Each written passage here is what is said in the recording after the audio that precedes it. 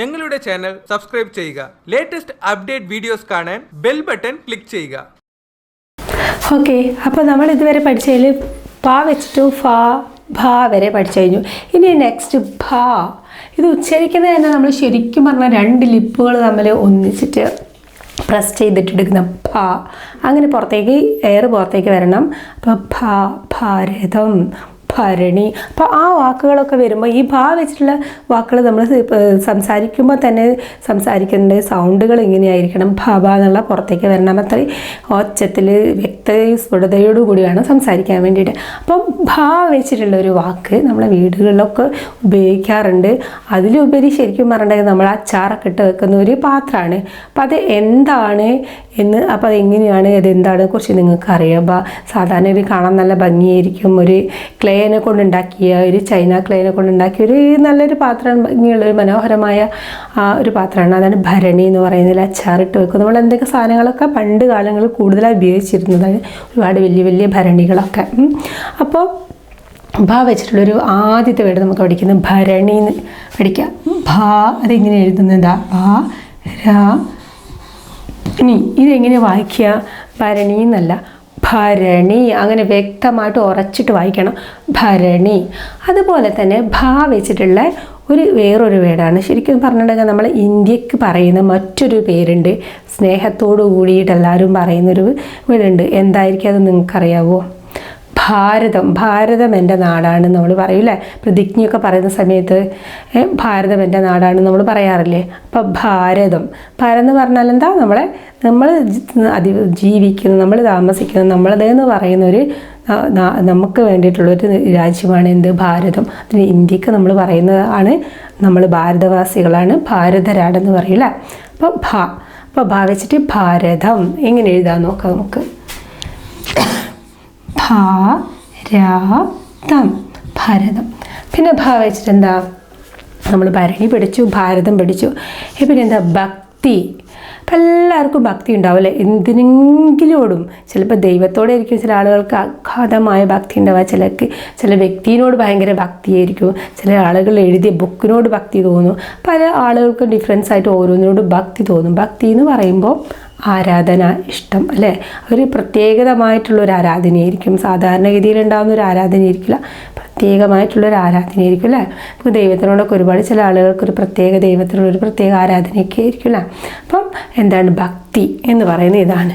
അപ്പം മീരാഭായി കൃഷ്ണനോടുള്ള ഭക്തിയായിരുന്നു ഉണ്ടായിരുന്നത്. അപ്പോൾ ഭക്തി എന്ന് അതൊരു പ്രേമവും ആരാധനയും എല്ലാം കൂടി കലർന്ന ഒരു ഒന്നായിരുന്നു അല്ലേ? അപ്പം അങ്ങനെ ആ ഒരു എക്സാമ്പിൾ പറഞ്ഞാൽ നിങ്ങൾക്ക് മനസ്സിലാവും. അപ്പോൾ ഭക്തി. ഓക്കെ, എങ്ങനെ എഴുതാൻ നോക്കാം? ഭക്തി. ഭക്തി പറയുമ്പോൾ ഭക്തി ഉറപ്പിച്ച് പറയണം, ഭക്തി. അടുത്ത ഭ വെച്ചിട്ട് ഭവനം. ഈ ഭവനം എന്ന് പറയുന്നത് നമ്മളെ വീട് എന്ന് പറഞ്ഞാൽ ഭവനം, അതിന് മറ്റൊരു വീടാണ് ഭവനം എന്നുള്ള.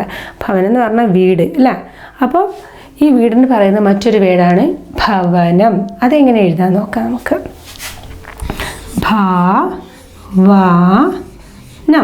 ഭവനം. ഓക്കെ, അപ്പോൾ ഭ വെച്ചിട്ട് നമ്മൾ ഭരണി പഠിച്ചു, ഭാരതം, ഭക്തി, ഭവനം.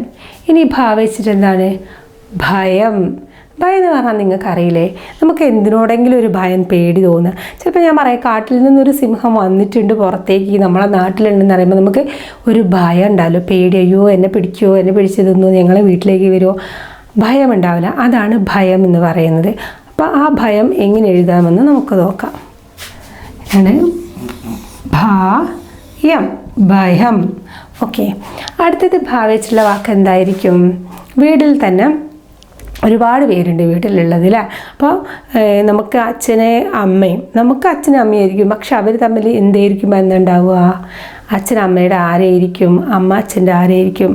അപ്പോൾ അമ്മ അച്ഛൻ്റെ ഭാര്യയായിരിക്കും അല്ലേ? അപ്പോൾ അതിലും ഭ എന്നുള്ള വേർഡ് വന്നു. അപ്പോൾ ആ വേർഡ് വെച്ചിട്ട് എങ്ങനെ ഭാര്യ എന്ന് എഴുതാൻ നോക്കാം. ഭാര്യ. ഓക്കെ, അടുത്തത് അമ്മയുടെ ആരായിരിക്കും അച്ഛൻ?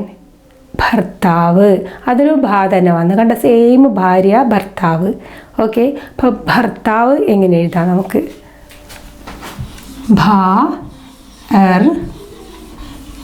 ഭർത്താവ്, ഭർത്താവ്. അപ്പോൾ ഭ വെച്ചിട്ട് നമ്മൾ എന്തൊക്കെ പഠിച്ചു? ഇപ്പോൾ വീണ്ടും ഭരണി, ഭാരതം, ഭക്തി, ഭവനം, ഭയം, ഭാര്യ, ഭർത്താവ്. ഇനി അടുത്ത എന്താ? ഭ വെച്ചുള്ള വാക്ക്. നമുക്കിപ്പോൾ പറയും നമ്മളൊരു ലോട്ടറി അടിച്ച്, ആ ലോട്ടറി നമുക്ക് കിട്ടിയില്ല, എനിക്ക് എന്തില്ല, ഭാഗ്യമില്ല എന്ന് പറയില്ലേ. ഭാഗ്യം എന്ന് പറയുന്നത് എന്താ? നമുക്കൊരു എന്താ പറയുക, ഇത് ഗോഡ്, ദൈവം തരുന്ന നമുക്കൊരു നല്ലൊരു ഇതാണിത്. കാരണം നമുക്കൊരു ഭാഗ്യം ഉണ്ടാവുക എന്ന് പറഞ്ഞാൽ അത് കിട്ടാനുള്ളൊരു എന്താ പറയുക, ഒരു ഇത് ഉണ്ടാവുക എന്ന് പറയുക, ഭാഗ്യം അറിയാമെന്ന് പറയില്ല. നമുക്കത് ഭാഗ്യമാണ്, എനിക്ക് കിട്ടാനുള്ള യോഗ്യമല്ലേ അത് എന്ന് പറയും. അത് ഭാഗ്യമല്ലേ, എനിക്ക് അത് കിട്ടണം എന്നുള്ളൊരു ഇതുണ്ടായിരുന്നില്ല എനിക്ക്, അതുകൊണ്ട് അത് നഷ്ടമായി എന്ന് പറയും അല്ലേ. അപ്പോൾ ഭാഗ്യം എന്ന് പറഞ്ഞാൽ അതൊരു യോഗമാണ് അല്ലേ. അപ്പോൾ ഭ വെച്ചുള്ള അടുത്ത വാക്കാണ് ഭാഗ്യം. ഭാഗ്യം.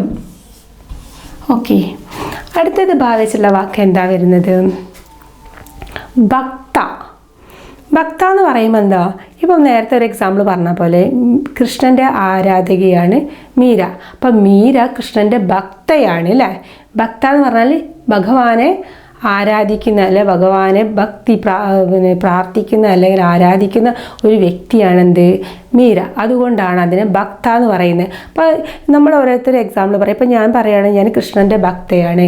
ഭക്ത പറഞ്ഞാൽ കൃഷ്ണനെ ആരാധിക്കുന്ന ആൾ, കൃഷ്ണനെ ആരാധിക്കുന്ന ആളായതുകൊണ്ടാണ് ഞാൻ ഭക്ത എന്ന് പറയുന്നത്. അപ്പോൾ ഓരോരുത്തരും ആരാണോ എന്താ ചെയ്യുന്നതെന്ന് വെച്ചാൽ, ഇപ്പോൾ ഏത് ദൈവത്തിനെയാണ് അപ്പോൾ ഞാൻ ആരാധിക്കുന്ന ആൾ, ഇന്ന ആളെ ആരാധിക്കുകയാണ് ഞാൻ എന്ന് പറയുന്നത് ഭക്ത എന്നാണ് പറയുക. അപ്പോൾ മനസ്സിലായല്ലോ ഭക്ത എന്നതിൻ്റെ അർത്ഥം. അപ്പം മീനിങ്. അപ്പോൾ എങ്ങനെയാണ് വീട് എഴുതാൻ നോക്കാം? ഭക്ത, ഭക്ത. അടുത്തത് ഭ വെച്ചുള്ള നമ്മൾ അടുത്തുള്ള ഇതാണ് ഭാസ്കരൻ. ഭാസ്കരൻ എന്ന് പറയുമ്പോൾ എല്ലാവരും വിചാരിക്കും, ഒരു ആളെ പേരാണല്ലോ ഭാസ്കരൻ എന്ന് പറയുന്നത്. ശരിക്കും ആളെ പേരും ഉണ്ട്, പക്ഷെ ശരിക്കും പറഞ്ഞിട്ട് സൂര്യൻ്റെ വേറൊരു പര്യായമാണ് ഭാസ്കരൻ എന്ന് പറയുന്നത്. സൂര്യൻ്റെ വേറൊരു പര്യായമാണ് ഭാസ്കരൻ എന്ന് പറയുന്നത്. അപ്പോൾ അല്ലാണ്ട് ഭാസ്കരൻ എന്ന ആളുകൾക്ക് പേരിടാറുണ്ട് എല്ലാവരും. പലതരത്തിലുള്ള പേരുകൾ ഇടുമ്പോൾ സൂര്യൻ്റെ പര്യായമായൊരു വാക്കും അവിടെ വേർഡ്സ് ഉപയോഗിച്ചിട്ടുണ്ട്. അപ്പോൾ ആ ഒരു ഭ വെച്ചിട്ടുള്ള ഒരു വേർഡ് എന്താണ്? ഭാസ്കരൻ. ഭാസ്കരൻ, ഭാസ്കരൻ. അപ്പോൾ ഭ വെച്ചിട്ട് ഭാസ്കരൻ പഠിച്ചു. ഇനി നമ്മൾ കാര്യമായിട്ട് എന്താ വെച്ചാൽ ഭ വെച്ചിട്ടുള്ള വേറൊരു വാക്ക് എന്താ വെച്ചിട്ടുണ്ടെങ്കിൽ, നമുക്ക് ആർക്കും ഇത് എന്തെങ്കിലും ഒന്ന് കഴിക്കാതൊന്നും ഒരിക്കലും ജീവിക്കാൻ പറ്റില്ല അല്ലേ. അപ്പോൾ ആ ഒരു കഴിക്കുന്നതിന് നമ്മൾ എന്ത് കഴിക്കാമെന്നാണ് പറയുക? നമ്മളിത് കഴിച്ചോന്ന് ചോദിക്കുക, ചോറ് തിന്നോ, പിന്നെ ചായ കുടിച്ചോ, ചപ്പാത്തി തിന്നോ ഒക്കെ പറയുന്നതിന് ആ സാധനത്തിന് പറയുന്നത് എന്താ? പൊതുവേ നമ്മൾ കഴിക്കുന്ന സാധനത്തിന് എന്താ പറയുന്നത്? നമ്മൾ ഭക്ഷണം അല്ലേ. ഈ ഭക്ഷണം കഴിച്ചോ എന്ന് ചോദിക്കുമ്പോൾ അതിലെല്ലാം ഉൾപ്പെടും. എല്ലാ ഭക്ഷണങ്ങളും അതിൽ പെടും. ചായ, ചോറ്, എല്ലാ സാധനങ്ങളും അതിൽ ഉൾപ്പെടും. അപ്പോൾ ഭക്ഷണം എന്ന് പറയുന്നതിൻ്റെ മീനിങ് ഇപ്പോൾ മനസ്സിലായല്ലോ എന്താണെന്ന്.